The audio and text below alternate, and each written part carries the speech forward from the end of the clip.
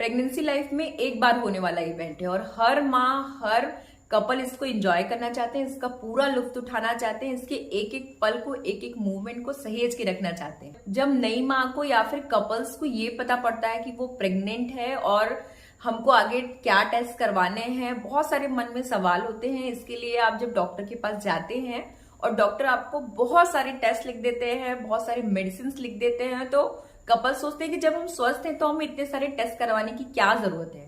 कई बार कुछ लोग सीरियस लेते हैं और कई बार लोग सोचते हैं कि अभी तो हम स्वस्थ हैं तो हमें ब्लड टेस्ट की कोई जरूरत नहीं। तो आज का मेरा वीडियो इसी के ऊपर है कि आपको पूरी प्रेगनेंसी के दौरान कौन कौन से ऐसे टेस्ट हैं जो करवाना जरूरी है, और जैसे पहली तिमाही में आपको कौन से टेस्ट करवाना है, दूसरी तिमाही में कौन से टेस्ट करवाना है, तीसरी तिमाही में ऐसे कौन कौन से टेस्ट हैं जो आपको करवाना जरूरी है, प्रेगनेंसी के दौरान करवाना चाहिए, जिनको करवाने के क्या क्या बेनिफिट है, डॉक्टर्स क्यों एडवाइस करते हैं आपको इतने सारे टेस्ट, इनके क्या कारण हैं और आप इनको करवाने से कौन सी बीमारी से बच सकते हैं, और अगर आप ये टेस्ट नहीं करवाते हैं तो उसके नुकसान क्या है। मतलब मैं आपको प्रेगनेंसी के दौरान कौन कौन से टेस्ट करवाना चाहिए और कौन कौन से टेस्ट आपको हर महीने करवाना है, इस बारे में पूरी जानकारी दूंगी। तो मेरे वीडियो को आखिरी तक देखिएगा, और अगर अभी तक मेरे चैनल को आपने सब्सक्राइब ना किया तो प्लीज नीचे दिए हुए बेल बटन पे प्रेस करके मेरे चैनल को सब्सक्राइब जरूर कर लीजिएगा, जिससे मैं जितनी भी new health related videos upload करती हूँ उनकी नोटिफिकेशन आपको बिना किसी देरी के मिल पाए।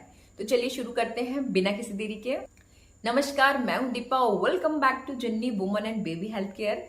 आज मैं आपको, जैसा कि मैंने शुरू में ही बता दिया है, कि प्रेगनेंसी के दौरान एक प्रेग्नेंट महिला को कौन कौन से ऐसे टेस्ट है जो जरूरी होते हैं, उन्हें करवाना चाहिए और जिनको उन्हें हर मंथ करवाने जरूरी है। देखिए, बहुत सारे ऐसे टेस्ट हैं जो ब्लड सैंपल कलेक्शन और यूरिन सैंपल कलेक्शन के बाद होते हैं। तो अब मैं आपको ट्राइमेस्टर वाइज बताऊंगी कि आपको फर्स्ट ट्राइमेस्टर में कौन कौन से टेस्ट करवाना जरूरी है, फिर आपको सेकेंड ट्राइमेस्टर में कौन कौन से टेस्ट करवाने जरूरी है, और थर्ड ट्राइमेस्टर में आपको कौन कौन से टेस्ट करवाना जरूरी है। तो सबसे पहले मैं आपको बताऊंगी कि आपको फर्स्ट ट्राइमेस्टर में कौन कौन से टेस्ट करवाना जरूरी है।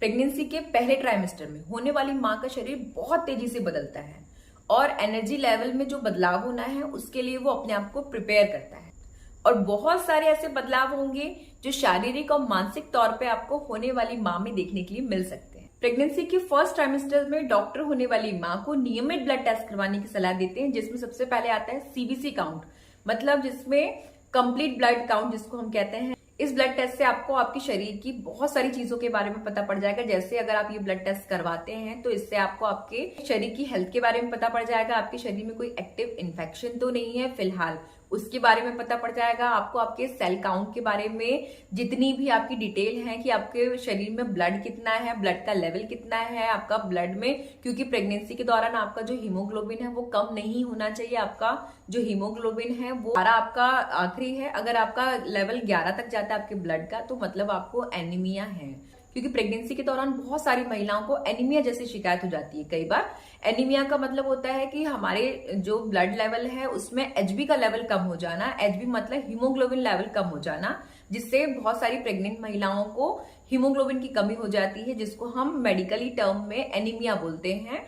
तो आपको एनीमिया से बचने के लिए डॉक्टर्स जो जरूरी मेडिसिन है, जैसे आयरन फॉलिक एसिड, अगर आप फर्स्ट ट्राइमेस्टर में तो आपको आयरन फॉलिक एसिड, या फिर अगर आप फर्स्ट ट्राइमेस्टर क्रॉस कर चुके हैं तो आपको आयरन की टैबलेट्स डॉक्टर सजेस्ट करते हैं, और भी जो आप आयरन के सप्लीमेंट्स ले सकते हैं आपको लेना चाहिए। इसके अलावा आपको आपका ब्लड ग्रुप पता पड़ जाएगा। अगर आपका ब्लड ग्रुप ए पॉजिटिव है, बी पॉजिटिव है या फिर ए नेगेटिव है, क्योंकि बहुत सारे ऐसे ब्लड ग्रुप हैं जो रेयर होते हैं, और अगर आपको प्रेगनेंसी के दौरान ब्लड आपका कम है और आपको अगर सीजर के लिए बोल दे या फिर कभी आपको ब्लड की जरूरत पड़ जाए तो आपके लिए डॉक्टर्स वो ब्लड अवेलेबल करवा पाए, या फिर आप डॉक्टर्स को तुरंत आपका ब्लड टेस्ट ना करवाना पड़े किसी भी इमरजेंसी सिचुएशन में। तो उसके लिए आपको अपना पहले से ब्लड टाइप पता होना चाहिए कि आपका ब्लड ग्रुप कौन सा है, जिससे डॉक्टर्स को अपने आगे के ट्रीटमेंट में हेल्प मिल पाए। इसके अलावा आपको ब्लड टेस्ट से आरएच फैक्टर के बारे में पता पड़ जाता है।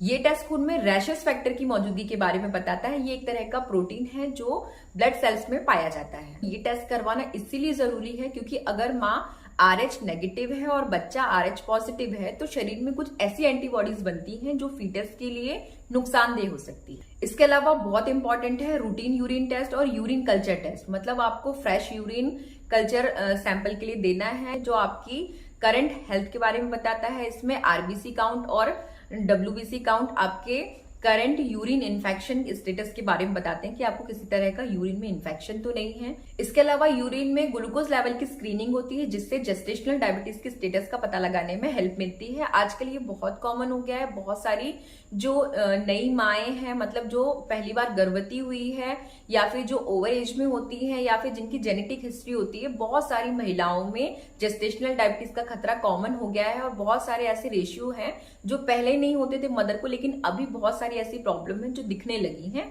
जिसके लिए ये वाला ब्लड टेस्ट होना बहुत जरूरी है, जिससे हम जेस्टेशनल डायबिटीज के स्टेटस का पता लगा सकते हैं। इसके अलावा ब्लड और यूरिन में हाई प्रोटीन लेवल का पता लगता है, जिससे हम प्री एक्लेम्शिया के स्टेटस के बारे में भी पता कर सकते हैं। प्री एक्लेम्शिया में भी जो होने वाली माता है या फिर गर्भवती माता है, उनका जो बीपी होता है, ब्लड प्रेशर, वो बढ़ जाता है। इसके अलावा कई बार मदर को झटके भी आते हैं। तो हमको प्रेगनेंसी में, मतलब गर्भावस्था के दौरान 2 टेस्ट करवाना बहुत जरूरी है। पहला तो जेस्टेशनल डायबिटीज, जिससे हम महिला के ग्लूकोज लेवल का पता लगाते हैं और डायबिटीज का पता लगा लेंगे पहले ही।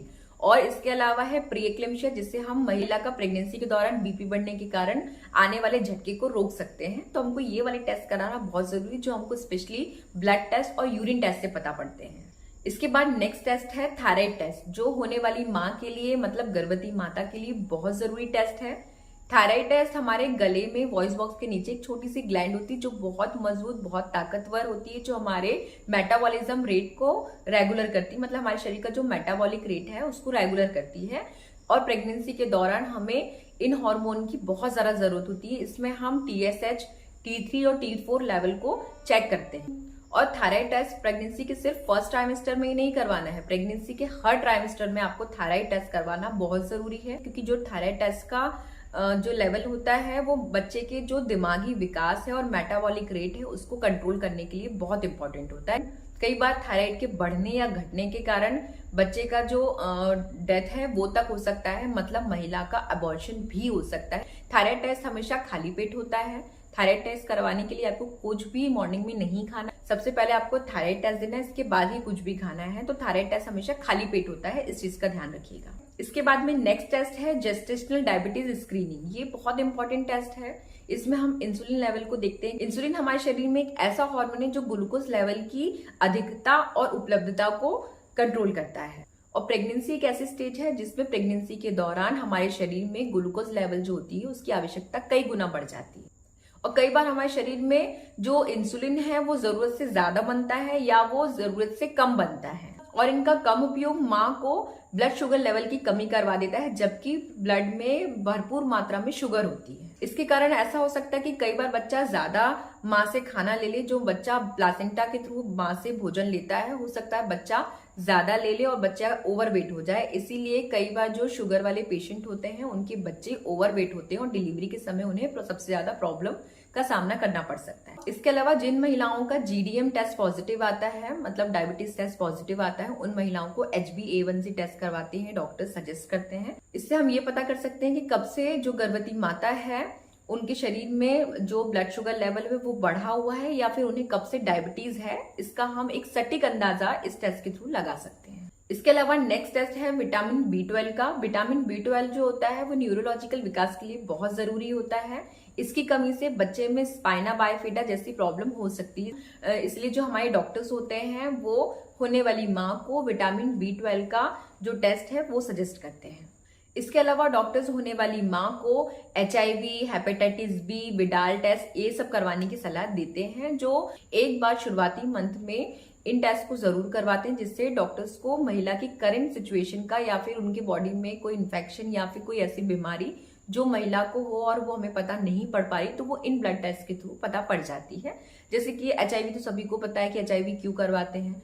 तो ये ऐसे टेस्ट हैं जो करवाना जरूरी है प्रेगनेंसी के दौरान। इसके अलावा एक बहुत इंपॉर्टेंट टेस्ट है जो डॉक्टर्स होने वाली माँ और उनके पापा को सजेस्ट करते हैं, जिसको हम पेरेंटल ब्लड ग्रुप कंपैटिबिलिटी के नाम से जानते हैं। ये बहुत इंपॉर्टेंट टेस्ट है। इस टेस्ट को करवाने से हमें ये पता पड़ जाता है कि अगर ये टेस्ट पॉजिटिव आता है तो इससे बच्चे को थैलेसीमिया जैसी प्रॉब्लम हो सकती है। तो हमको इस तरह की बीमारी से बचने के लिए parental blood group compatibility test जरूर सजेस्ट करते हैं और ये आपको करवाना भी चाहिए। क्योंकि अगर आपने सुना होगा कि एक ही गोत्र में या एक ही खानदान में शादी करने से कई बार थैलीसीमिया, ये जो खानदानी जेनेटिक बीमारियां होती हैं वो होती हैं।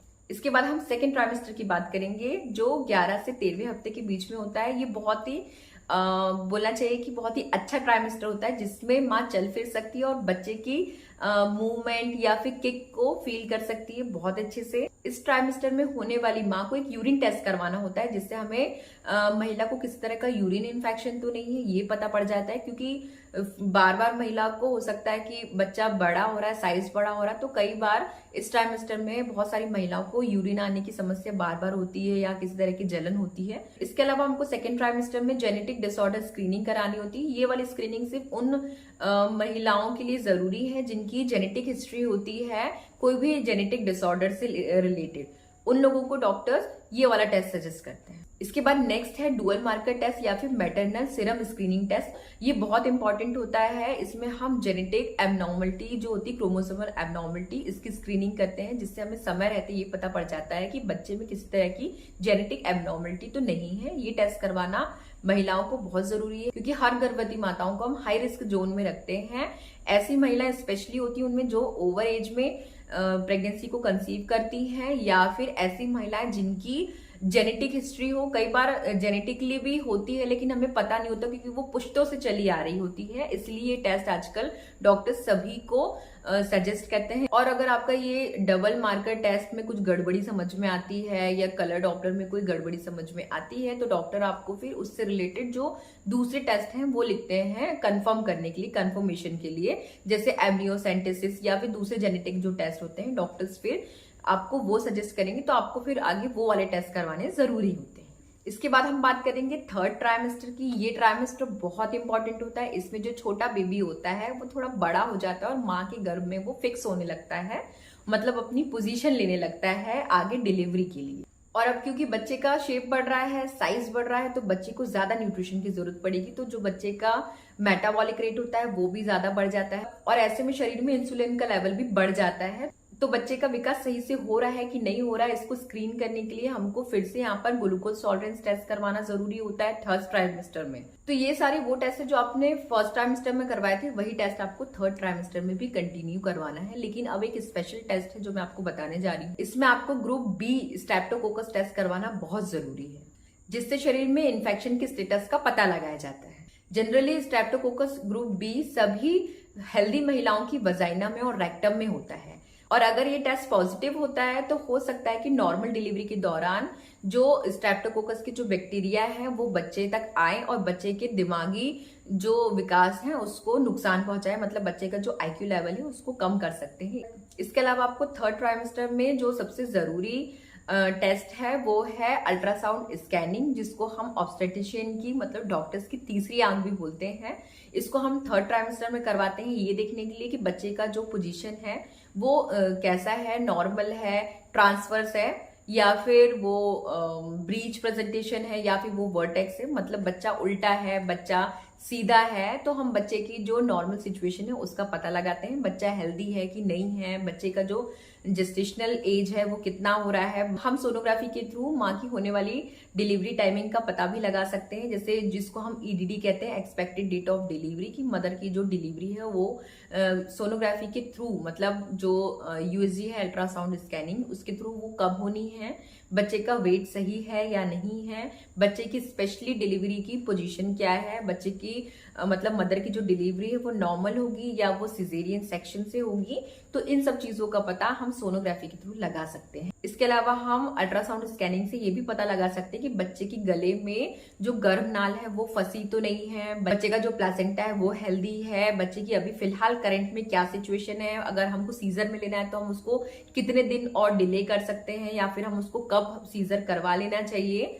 इन सब चीजों का पता हमको अल्ट्रासाउंड स्कैनिंग से लग जाता है। तो आज मैंने आपको पूरी गर्भावस्था में कौन सी जांच कब करवानी है, फर्स्ट ट्राइमेस्टर में कौन सी जांच करवाना चाहिए, सेकेंड ट्राइमेस्टर में कौन सी जांच करवाना चाहिए, और थर्ड ट्राइमेस्टर में आपको कौन सी जांच करवाना चाहिए, और तीनों ट्राइमेस्टर में आपको कौन सी जांच करवाना चाहिए, इसके बारे में आपको डिटेल में जानकारी दी है। होप सो आज की जानकारी आपको बहुत ज्यादा पसंद आई होगी। और अगर अभी तक आपने मेरे चैनल को सब्सक्राइब ना किया तो प्लीज नीचे दी हुई बेल बटन पे प्रेस करके मेरे चैनल को सब्सक्राइब जरूर कर लीजिएगा, जिससे मैं जितनी भी new health related videos upload करती हूँ अपने चैनल पे उनकी नोटिफिकेशन आपको बिना किसी देरी के मिल पाए। तो स्वस्थ रहिए, मस्त रहिए। जय हिंद, जय भारत।